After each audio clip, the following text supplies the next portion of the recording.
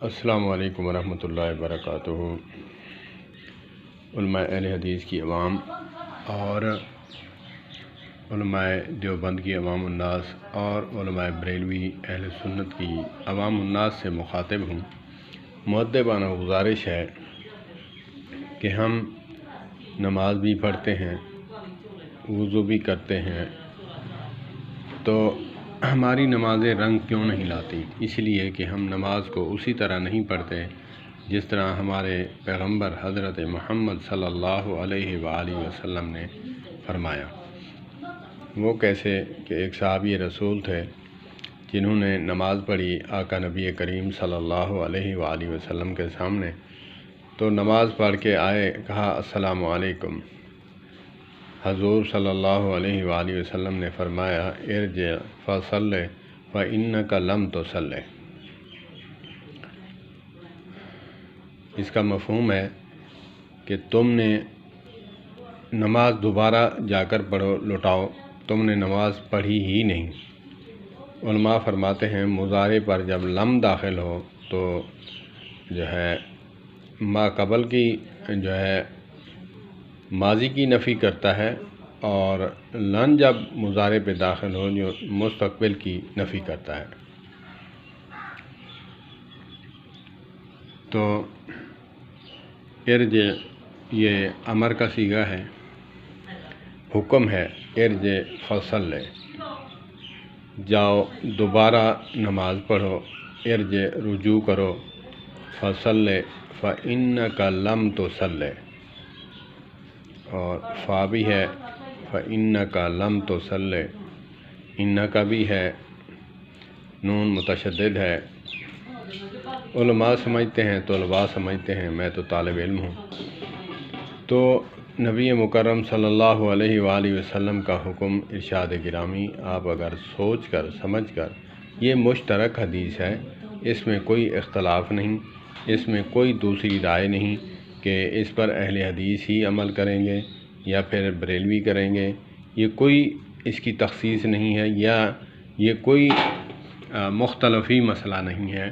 نماز میں خشوع خضوع سب کا مشترک مسئلہ ہے، اہل حدیث ہوں، دیوبندی ہوں، بریلوی ہوں، سب عوام الناس کے لیے یہ مشترک مسئلہ ہے۔ اپنے اپنے علماء سے پوچھیں، رجوع کریں کہ اس میں خشوع خضوع کتنا جو ہے لازم ہے۔ تو 3 دفعہ صحابی رسول آئے تو پھر فرمایا یا رسول اللہ علمنی، یا رسول اللہ مجھے سکھا دیجئے۔ تو آقا نبی کریم صلی اللہ علیہ وآلہ وسلم نے فرمایا، نماز پڑھ کے دکھائی کہ ہاتھ اٹھاؤ تکبیر تحریمہ کا، پھر ہاتھ باندھ لو زیر ناف یا پھر فوق السرہ یا پھر علی صدر ہی، تینوں حکم ہیں۔ ہاتھ باندھو، پھر ہاتھ باندھنے کے بعد ثنا کے بعد سورہ فاتحہ، پھر کوئی سورت، پھر اس کے بعد رکوع کرو، رکوع اس طرح کرو کہ کمر سیدھی ہو، بالکل سیدھی ہو، پھر اس میں کم سے کم تسبیح سبحان ربی العظیم پڑھو، پھر اس کے بعد کھڑے ہو جاؤ، کھڑے ہونے کے بعد ربنا ولک الحمد، ربنا لک الحمد دونوں پڑھ سکتے ہیں، حدیث پاک میں دونوں آئے ہیں، ربنا لک الحمد حمدن کثیرا طیبا مبارکا فیہ، ربنا لک الحمد حمدن کثیرا طیبا مبارکا فیہ، پھر یہ پڑھے، پھر جو ہے سجدے کی طرف جائے، سجدے میں جائے، کم سے کم 3 بار تسبیح پڑھے، تسبیح پڑھنے کے بعد جو ہے پھر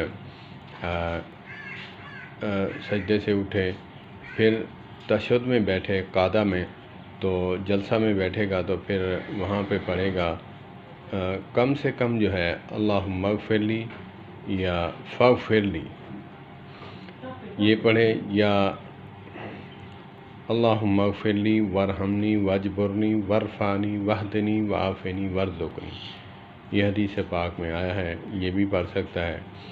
پھر دوسرا سجدہ دے، 3 بار کم سے کم جو ہے تسبیح پڑھے، سبحان ربی الاعلیٰ یہ پڑھے، پڑھنے کے بعد جو ہے پھر جو ہے اسے اگر ڈائریکٹ چلا جائے اوپر تو بھی ٹھیک ہے، اگر جلسہ استراحت کرتا ہے تو بھی ٹھیک ہے۔ اٹھا ہے آخری 2 سجدے کر کے اٹھا ہے آخری سجدے سے، تو پھر ڈائریکٹ قیام میں چلا جائے تو بھی ٹھیک ہے، اور اگر تھوڑا جلسہ استراحت کر کے پھر اٹھ جائے تو بھی ٹھیک ہے۔ پھر اسی طرح باقی جو رکعتیں ہیں وہ پوری کرے۔ نماز میں خشوع خضوع، ہمیں تھوڑی سی کھجلی ہو ہم کھجلانے لگ جاتے ہیں، نماز کا جو خشوع خضوع ہے وہ ہم ختم کر دیتے ہیں۔ صحابہ کرام کو تیر لگ جاتے، وہ کھجلاتے نہیں تھے، تو ہمیں جو ہے ہماری نماز رنگ کیوں نہیں لاتی؟ ان الصلاۃ تنہی عن الفحشاء والمنکر، آیت کریمہ کا مفہوم ہے بے شک نماز برائیوں سے روکتی ہے۔ نماز وہ برائیوں سے روکے گی جو سنت کے مطابق ہوگی، خشوع خضوع والی ہوگی، تقوی والی نماز ہوگی، تب وہ رنگ لائے گی۔ تو ہمیں چاہیے علماء اہل حدیث کی عوام الناس کا ایک جو ہے وہ ہے کہ جب قیام میں کھڑے ہوتے ہیں، رکوع میں جاتے ہیں، رکوع سے اٹھتے ہیں، رکوع سے اٹھنے کے بعد پھر سجدے میں جاتے ہیں، ٹانگیں تھوڑی جو ہے نزدیک کرتے ہیں، کرنے کے بعد عوام الناس پھر سجدے میں جاتی ہے۔ تو یہ کس حدیث میں ہے؟ آپ اتنے قدم چوڑے رکھیں کہ آپ جو ہے جائیں سجدے میں چلے جائیں، آپ کو دقت نہ ہو، پھر آپ جائیں سجدے میں تو پھر قدم جو ہیں ملا لیں، بالکل ملا لیں، ملا کر رکھیں۔ تو یہ کس حدیث سے ثابت ہے؟ یہ خشوع خضوع کے منافی بات ہے، عوام الناس کی یہ غلطی ہے، میں بھی یہ غلطی کرتا تھا، اللہ پاک معاف فرمائے۔ تو علماء سے رجوع کریں، علماء سے پوچھیں، چھوٹی چھوٹی غلطیاں ہمارے بڑے بڑے جو ہے اعمال برباد کر کے رکھ دیتی ہیں، پوری نماز کا انحصار ہے اس پر۔ تو ہمیں چاہیے کہ ہم جو ہے نماز پڑھتے وقت، سجدے میں جاتے وقت جو ہے اتنی ٹانگیں جو ہیں قیام میں چوڑی رکھیں جتنی سجدے میں جاتے ہوئے پھر ہمیں تنگی نہ ہو، پھر اس کو اکٹھا کریں، پھر اس ٹانگ کو اٹھاتے ہیں، ٹانگ کو اٹھا کر اس کو قریب کرتے ہیں، پھر دوسری پر کھڑے ہو کر دوسری کو ملاتے ہیں، ملا کر پھر سجدے میں جاتے ہیں۔ یہ کس حدیث میں ثابت ہے؟ تو اسی طرح ہمارے دیوبندی بھائی، بریلوی بھائی، وہ بھی نماز میں جو ہے ایک ٹانگ پہ کھڑے ہوتے ہیں عوام الناس میں سے۔ یہ تو علماء دیوبند بھی فرماتے ہیں کہ یہ مکروہ ہے، یہ مکروہ ہے، تحریمی ہے یا مکروہ ہے، تو ایسے نہیں کھڑا ہونا چاہیے۔ ایک ٹانگ کو جھکا کر دوسری ٹانگ جو ہے بالکل لوز چھوڑ دینا، ایک پہ زور دبا کر رکھنا، اس طرح کھڑا ہونا یہ جو ہے مکروہ ہے۔ تو یہ منع ہے، دونوں ٹانگوں پر وزن پورا دینا چاہیے، اور نماز جو ہے خشوع خضوع کے ساتھ پڑھنی چاہیے، اور نماز جو ہے ہمیں مل کر پڑھنی چاہیے۔ جب ہم کھڑے ہوتے ہیں مقتدی امام کے پیچھے، تو ہمارے دیوبندی بھائیوں میں تو اتنا وقفہ نہیں ہوتا، تو ہمارے بریلوی بھائیوں میں اتنا وقفہ ہوتا ہے کہ ایک بندہ جو ہے وہ کھڑا ہو سکتا ہے۔ بھائی یہ بھی غلط ہے، حدیث کے خلاف ہے۔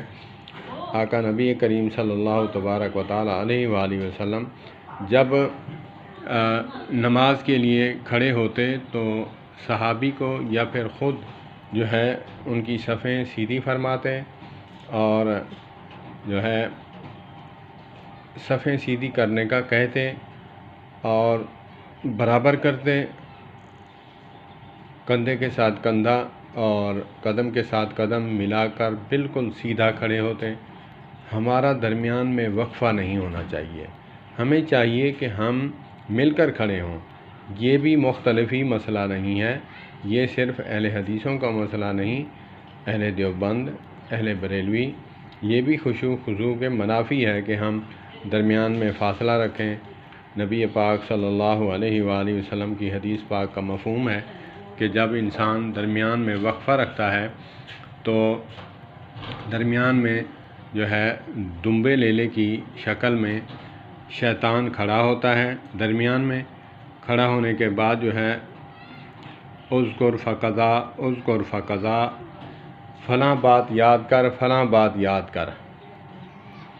تو شیطان کو جب ہم موقع دیں گے تو پھر ہماری نماز وہ کیا رہے گی، خشوع خضوع والی؟ وہ نماز تو ہمارے منہ پر مار دی جائے گی جو خشوع خضوع کے خلاف ہوگی، وہ رنگ بھی نہیں لائے گی۔ اللہ پاک ہمیں خشوع خضوع کے ساتھ نماز پڑھنے کی توفیق عطا فرمائے، اور نمازوں کا خیال کرتے ہوئے ساری عوام الناس جو ہے اس بات پر دھیان دے کہ ہم نماز کیسے پڑھتے ہیں، نمازوں کو درست کرنا ہے، اور نماز تب ہی رنگ لائے گی جب نبی پاک صلی اللہ علیہ وآلہ وسلم کے سنت کے مطابق ہوگا۔ لقد کان فی رسول اللہ اسوۃ حسنہ، ہمارے لیے اسوہ حسنہ نبی پاک صلی اللہ علیہ وآلہ وسلم ہے۔ تو اللہ پاک ہمیں نمازیں خشوع خضوع کے ساتھ پڑھنے کی توفیق عطا فرمائے۔ تو یہ گزارش تھی میرے بھائیوں پر تنقید نہیں، جو میں غلطی کرتا تھا میں اپنی غلطی بتا کر اس کی اصلاح کی ہے میں نے۔ اللہ پاک سب کو اصلاح کرنے کی توفیق عطا فرمائے۔ والسلام علیکم ورحمۃ اللہ وبرکاتہ۔